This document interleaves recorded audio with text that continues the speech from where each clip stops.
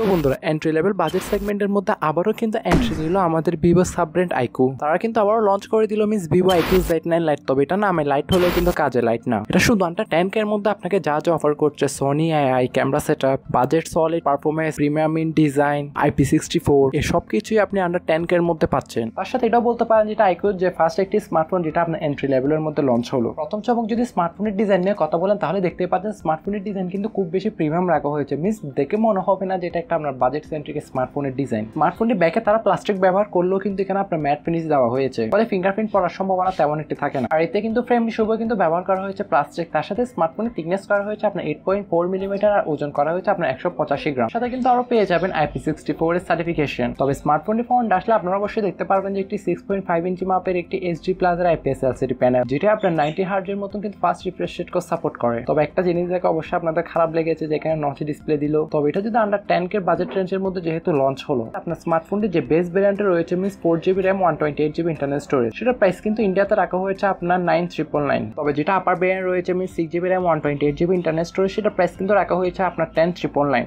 তাই এটা আশা করা যাচ্ছে স্মার্টফোনটি বেস ভেরিয়েন্টের প্রাইস আপনার বাংলাদেশের মার্কেটে আমরা 15 থেকে 18,000 টাকার মধ্যেই দেখতে পারবো। তবে মেবি এটা বাংলাদেশে আপনার একটা RAM ভেরিয়েন্টে অ্যাভেলেবল থাকবে 6GB RAM 128GB internal storage. আর এতে কিন্তু RAM টাইপ হিসেবে ব্যবহার করা হয়েছে আপনার LPDDR4X এবং স্টোরেজ টাইপ হিসেবে কিন্তু থাকছে eMMC 5.1। ডিসপ্লের ব্যাপারটা যদি আপনাদেরকে ক্লিয়ার করে বলি, কেন আপনি HD প্লাস একটি ডিসপ্লে পেয়ে যাবেন, ঠিক আছে। তবে কিন্তু আপনি ইউটিউবে গিয়ে কিন্তু আপনি 1440 পিক্সেলও কিন্তু আপনি মিন্স কন্টেন্ট প্লে করতে পারবেন, সেটা ভালো লাগলো। আর ডিসপ্লেটা আপনার যথেষ্ট ব্রাইট বলতে পারেন। All over on this budget range আমি মোটামুটি ডিসেন্টই বলবো। তার সাথে যদি চিন এবং বেজেলের কথা বলি, তবে সবকিছু আপনার মোটামুটি আছে, বাট এই স্মার্টফোনটি বেজেলটা আমার একটু মোটা লেগেছে। তবে এবারে জানা যাক স্মার্টফোনটির পারফরমেন্স সেকশন নিয়ে, কারণ ভিভো আইকিউর কিন্তু এই স্মার্টফোনগুলো মূলত জানা যায় যে এর পারফরমেন্সের জন্য। তবে তার আগে একটি কথা না বললেই নয়, যারা এখনো নতুন রয়েছেন তাদেরকে অবশ্যই আমাদের পরিচয় দেওয়াটাও দরকার। আমি সাখাওয়াত ওরূপে চ্যানেলের হোস্ট, আর আপনারা দেখছেন কিন্তু আপনাদের প্রিয় channel OTPP miss online tech pro Bangla. আর আমাদের চ্যানেলে আসা যদি প্রত্যেকটা টেক ভিডিও আপনি মিস দিতে না চান, তাহলে অবশ্যই ভিডিওর নিচে সাবস্ক্রাইব বলে একটা বাটন দেওয়া আছে, বাটনটি ক্লিক করে পাশে থাকা বেল আইকনটি অল করে দিবেন। ফলে আমাদের মনে যখন ঘন্টি বাজবে, ঘন্টির নোটিফিকেশনটা আপনার মোবাইলে গিয়ে সবার আগে দেখাবো। আর ভিডিওটি ভালো লাগলে অবশ্যই একটি লাইকের আশা করা যায়। দ্য বক্স অ্যান্ড্রয়েড 14 এর সাথে আসা স্মার্টফোনের কিন্তু ব্যাক এন্ডে তাদের নিজস্ব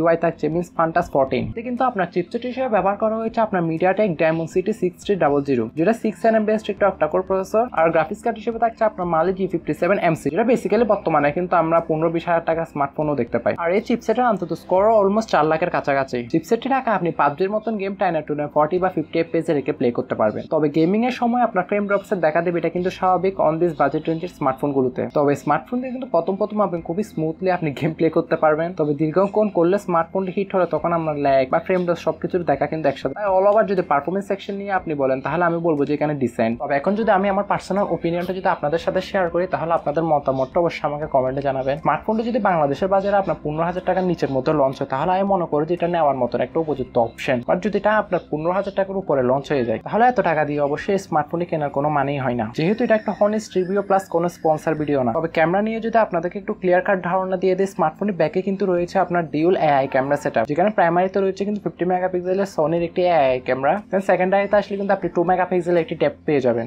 ব্যাক ক্যামেরা দ্বারা সর্বোচ্চ 1080p 30fps এর ভিডিওগুলো শুট করতে পারবেন। আর ফ্রন্ট আসলে কিন্তু আপনারা পেয়ে যাবেন 8 মেগাপিক্সেলের একটি notch selfie camera. All over যদি আমি ক্যামেরা কম্পাউন্ড নিয়ে কথা বলি, তাহলে আপনি মোটামুটি দিনের আলোতে মিন্স লাইটিং এরিয়াতে মোটামুটি ভালো ছবিগুলো ক্যাপচার করতে পারবেন। এক কথায় আমি ক্যামেরা কোয়ালিটিও কিন্তু ডিসেন্ট বলবো। 5000 mAh যুক্ত ব্যাটারির সাথে আসা স্মার্টফোনটিতে কিন্তু আপনার ফাস্ট চার্জিং এর সুবিধা থাকছে, মিন্স একটা 50 ওয়াটের ফাস্ট চার্জিংও পেয়ে যাবেন। তাই আপনি নর্মাল ইউজে আপনি ব্যাটারি ব্যাকআপ 1 থেকে 1.5 দিনের কাছাকাছি পেয়ে যাবেন। আর স্মার্টফোনে যে কালারটি দেখতে পাচ্ছেন, সেটা যদি পছন্দ না হয়, স্ক্রিনে যেটা দেখতে পাচ্ছেন এটা হচ্ছে আপনার অ্যাকোয়া ফ্লো, যেটা অনেকটা বর্তমানে অ্যাভেলেবল বলতে পারেন। তখন আপনি মোকা ব্রাউন এই কালার ভেরিয়েন্টও কিন্তু দেখতে পারেন। অল ওভার এবার কথা বলতে গেলে স্মার্টফোনটি কাদের জন্য, আমি মনে করি যে এই স্মার্টফোনটি তাদেরই জন্য যারা চাচ্ছেন যে আপনি মিস আপনার বাজেট যদি 15,000 টাকার নিচে হয়ে থাকে, আর যদি এই স্মার্টফোনটি 15,000 টাকার নিচে লঞ্চ হয় তাহলে ভালো, তখন আপনি আপনার চয়েস লিস্টে কিন্তু এই স্মার্টফোনটি রাখতে পারতেন। তবে অল ওভার এই স্মার্টফোনটি আপনাদের কেমন লেগেছে তা অবশ্যই আমাকে কমেন্ট করে জানাতে ভুলবেন না। তো আপনাদের কি মতে এই স্মার্টফোনটি বাংলাদেশে কোন প্রাইস পয়েন্টে লঞ্চ হলে ভালো হবে, সেটা অবশ্যই কমেন্ট করে জানাবেন। সো বন্ধুরা, আজকে ভিডিও এই পর্যন্ত। আশা করি সবারই ভালো লেগেছে। দেখা হচ্ছে ইন ফিউচারে নতুন কোনো একটি ভিডিও নিয়ে। ততক্ষণ পর্যন্ত আপনারা সবাই ভালো থাকবেন, সুস্থ থাকবেন। টেক কেয়ার, আল্লাহ হাফেজ, আসসালামু আলাইকুম।